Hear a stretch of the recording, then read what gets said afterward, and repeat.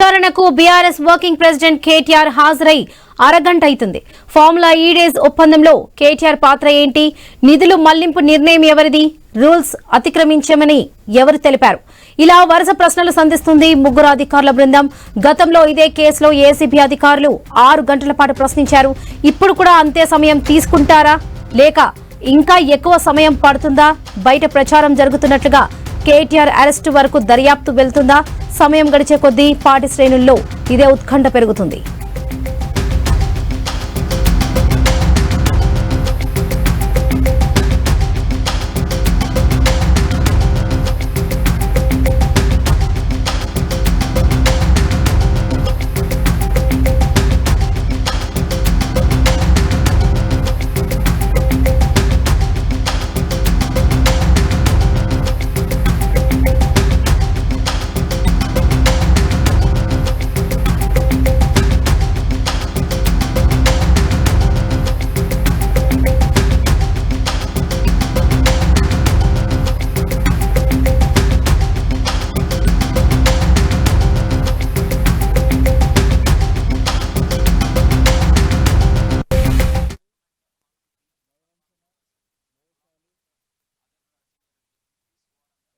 మేనిఫెస్టోలు అన్ని తుమ్మలు దొక్కి కేవలం కేసీఆర్ గారి కుటుంబాన్ని పార్టీని బదనాం చేసే కార్యక్రమంలో తప్ప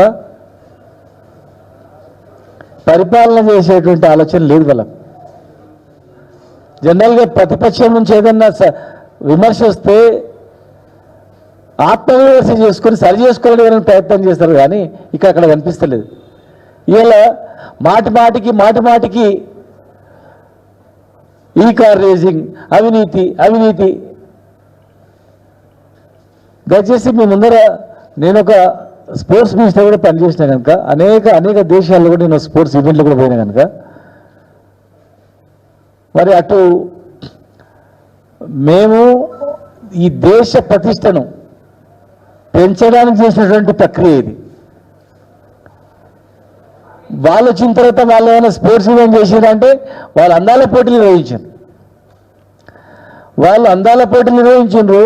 మేమేమో కార్ రేసింగ్ మేము నిర్వహించినాం మా ప్రభుత్వ హయాంలో. దానికి మీరు పోలిక చూడండి. అవినీతి అసలు ఎక్కడ జరిగింది? ఇచ్చిన డబ్బులన్నీ కూడా డైరెక్ట్గా బ్యాంక్ అకౌంట్లో ఇస్తాం. 40 కోట్ల రూపాయలు వాళ్ళ బ్యాంక్ అకౌంట్లో ఉన్నాయి, డబ్బులున్నాయి. ఏనాడు కూడా ఈ ప్రభుత్వం మా డబ్బులు మాకు వాపస్ చేయండి అని ఒక్క మాట అడగలేదు, ఒక నోటీస్ ఇవ్వలేదు. లేదా ఆ బ్యాంకులో ఉన్నటువంటి అకౌంట్ సీజ్ చేసి ఆ పైసలు వాపస్ ఇవ్వాలని చెప్పి ఒక చట్టపరమైనటువంటి యాక్షన్ కూడా అక్కడ తీసుకోలేదు. కేటీఆర్ గారు దేశ విదేశాల్లో చదివిండు ఉద్యోగాలు చేసి ఇచ్చిండు కనుక ప్రపంచ స్థాయిలో ఈ తెలంగాణను ఆకర్షించాలంటే, తెలంగాణకు పెట్టుబడులు రావాలంటే, రాబోయే తరంలో ఫ్యూచర్ జనరేషన్ మొత్తం కూడా వచ్చేది ఎలక్ట్రికల్ కార్స్. ఎందుకంటే సముద్రంలో పెట్రోల్ డీజిల్ అనేది అంతరించుకుపోతా ఉంది. ఫ్యూచర్ మొత్తం వచ్చేది ఎలక్ట్రికల్. పొల్యూషన్ పోవాలంటే, రోగాలు రాకుండా ఉండాలంటే ఎలక్ట్రికల్ కార్ అని ప్రపంచమే మొత్తం అధ్యయనం చేస్తూ ఉంది, వరల్డ్ వైడ్ మొత్తం కూడా. ఫ్యూచర్లో జరగబోయేటువంటి దానికి ఇప్పటి నుంచే మనం నాంది చేయాలి. ఇక్కడ ఎలక్ట్రికల్ ఈ కార్ రేసింగ్ పెట్టినట్లయితే ప్రపంచంలో ఉన్నటువంటి ఎలక్ట్రికల్ వెహికల్స్ మొత్తం కూడా తెలంగాణ వైపు, ఇండియా వైపు దృష్టి వస్తుందని చెప్పి ఆలోచనతో ఇక్కడ పెట్టిండు. దాదాపు 22 పెద్ద ప్రపంచంలో వరల్డ్ ఫేమస్ బ్రాండ్స్, జాగ్వార్ నుంచి మొదలుకుంటే అనేక రకాలుగా పెద్ద కంపెనీలన్నీ కూడా ఆ వాహనాలన్నీ పాల్గొన్నాయి. ప్రపంచ స్థాయిలో కార్ రేసింగ్లో ఉన్నటువంటి స్పోర్ట్స్ మెన్స్ చాలామంది కూడా ఆ పాల్గొనే వాళ్ళందరూ కూడా హైదరాబాద్కు వచ్చారు. ప్రపంచంలో ఉన్నటువంటి వాళ్ళందరూ వీక్షించారు. సపరేట్ లైవ్ ఉంటుంది. కొన్ని లక్షల మంది, దాదాపు లక్షల మంది కార్ రేసింగ్ చూసిండ్రు హైదరాబాద్లో జరుగుతున్నటువంటిది. పెట్టుబడులు వచ్చినాయి, ఇండస్ట్రీస్ కూడా వచ్చినాయి. ఉదాహరణ నేను చెప్తాను, మా కాన్స్టిట్యున్సీలోనే 10,000 కోట్ల పెట్టుబడి పెట్టేటువంటి Amar Raja industry, Amar Raja electrical batteries lithium batteries company Mahabubnagar రావడానికి కూడా మరి ఇలాంటి దీని వల్లనే మద్రాస్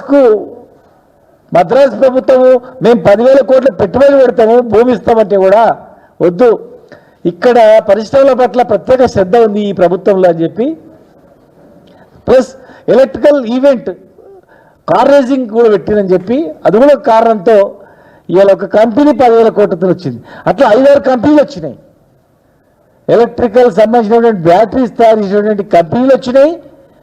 700 కోట్ల రూపాయల బెనిఫిట్, 700 కోట్ల రూపాయల అమౌంట్ డైరెక్ట్గా లాభం వచ్చింది. రకరకాలుగా హోటల్లో కావచ్చు, తర్వాత ఇంకా అనేక రకాలుగా రావడానికి వాహనాల ఛార్జీలు కావచ్చు, జిఎస్టీ, రకరకాలుగా అన్ని రకాలుగా ఇంతమంది వచ్చినందుకు అడ్వర్టైజ్మెంట్స్ రకరకాల దాంతో తెలంగాణకు మనం చెప్పింది కాదు, ఇది ఇండియాలో ఒక సంస్థ చెప్పినటువంటిది. మీరు పెట్టినొచ్చు 40 కోట్ల పెట్టుబడి, కానీ దానికి 100,000 రేట్లు మీకు లాభం వచ్చేసింది అని. 700 కోట్ల రూపాయల డబ్బులతో పాటుగా కంపెనీలు వచ్చినాయి, 4-5 కంపెనీలు ఇక్కడ వచ్చినాయి. ఎంతోమంది ఇక్కడ వచ్చి సిటీ మొత్తం పండుగ వాతావరణంలోకి ఉంది. ఇండియా ఎక్కడ జరుగుతుందంటే ఒక దేశ రాష్ట్రానికి కాదు పేరు వచ్చింది, భారతదేశానికి పేరు వచ్చింది. భారతదేశానికి పేరు వచ్చి భారతదేశంలో ప్రపంచ పటంలో ఈ ఈవెంట్ మీద క్రేజీ వాళ్ళందరూ ఎక్కడవుతుందంటే హైదరాబాద్ ఇండియాలో అవుతుందా, హైదరాబాద్ అవుతుందని చెప్పి చర్చించుకున్నారు. అంటే కేటీఆర్ గారు చేసింది కంపెనీలు రావడానికి ఆకర్షించడం తప్ప తెలంగాణకు పెట్టుబడులు రావడానికి చేసిన ప్రయత్నం తప్ప, అంటే తెలంగాణకు పెట్టుబడులు వచ్చినందుకు కేసు పెడతారా? దాదాపు 20-30 పెద్ద పెద్ద వాళ్ళు ప్రపంచ స్థాయి కంపెనీలు తెలంగాణకు వచ్చి చూసినందుకు కేసు పెడతారా? వేలాది మంది వచ్చి హైదరాబాద్లో ఉండి ఈ ఈవెంట్ చూసి పోయినందుకు కేసు పెడతారా? తెలంగాణ ప్రతిష్టను పెంచినందుకు పెడతారా? దీనివల్ల ఏం నష్టమని చెప్పండి. 40 కోట్లు అంటున్నారు కదా. మీరు పేపర్ల టీవీలలో చూస్తున్నాం, వేములవాడ గల భోజనానికి 10,000 ప్లేటుకు 10,000 రూపాయలు వేసిర్రు అని చెప్పేసి అని, వేలు కోట్లు వృధా చేస్తున్నారని చెప్పని. ఒక ప్లేట్ భోజనానికి 10,000 రూపాయలు ఉంటుందా? ఇక్కడ 40 కోట్లు అకౌంట్లో వేసి బ్యాంక్ అకౌంట్లో వేసి ఆ డబ్బులు ఉన్నాయంటే, ఒకవేళ మీకు 40 కోట్ల రూపాయలు వల్ల మొత్తం ఖజానాకు కష్టమైపోయింది, వృధా చేసింది అనుకుంటే, మీరు ఆ 40 కోట్ల రూపాయలు ఆ కంపెనీ దగ్గర ఉన్న డబ్బుల్ని వాపస్ తీసుకోండి, రికవర్ చేయండి. కంపెనీలో డబ్బులు ఉన్నాయి కదా బ్యాంక్ అకౌంట్లో, మీరు రికవర్ చేయకుండా అడుగుతూ కూడా వాడు పడేస్తాడు. మీ చర్యల వల్ల సెకండ్ ఈవెంట్, థర్డ్ ఈవెంట్ మీరు కంటిన్యూ చేయలేదు ఒక అకస్మాత్తున. తెలంగాణ ప్రతిష్టను పక్కన పెట్టి మీరు ఒక వ్యక్తిని బదనాం చేయాలని దృష్టి పెట్టుకొని 2 ఈవెంట్లలో మీరు నడిపించలేదు. ఒకవేళ మీరు 2 ఈవెంట్లు 10,000తోనో లేకపోతే 1 కోటితోనో 2-3 కోట్లతో నడిపించింటే ఇన్ని పైసలు మేము 2 కోట్లతోనే మేము నడిపించినాం 2 ఈవెంట్లు, మీరు ఇన్ని పైసలు వేస్ట్ చేసి అదన్నీ అర్థం ఉండే. మీరు నిర్వహించకుండా ప్రతిష్టను లోపలేసి, యాక్చువల్గా ఏ దేశాలు అయితే ఎవరైనా ప్రభుత్వం మీద రద్దు చేస్తే ఆ ప్రభుత్వం మీద వాళ్ళు యాక్షన్ కూడా తీసుకుంటారు. ఫోన్లోనే వదిలిపెట్టిన వాళ్ళు కంటిన్యూ చేయకుండా మీరు 40 కోట్ల రూపాయలను కేటీఆర్ ఏదో తిన్నట్లు, కేటీఆర్ మొత్తం 40 కోట్ల రూపాయలను ఆయన బ్యాంకులో వేసుకున్నట్లు, ఆ బ్యాంకులో ఎక్కించి డ్రా చేసి తీసుకొచ్చుకున్నట్లు. తెలంగాణ ప్రజలారా ఒక్కసారి మీరు ఆలోచన చేయండి, ఎక్కడ పోతుంది రాష్ట్రం? ఈ ప్రభుత్వము దృష్టి పెట్టాల్సింది రైతులపైన, ఈ ప్రభుత్వం దృష్టి పెట్టాల్సింది విద్యార్థులపైన, ఈ ప్రభుత్వం దృష్టి పెట్టాల్సింది బడుగు బలహీన వర్గాలపైన, ఈ ప్రభుత్వం దృష్టి పెట్టాల్సింది విద్యపైన, ఆరోగ్యం పైన. ఈరోజు హాస్పిటళ్లలో పనిచేసే సిబ్బందికి జీతాలు లేవని చెప్పి అడకతిండి ఉండరు. ఇవాళ పేపర్లు చూసినాం,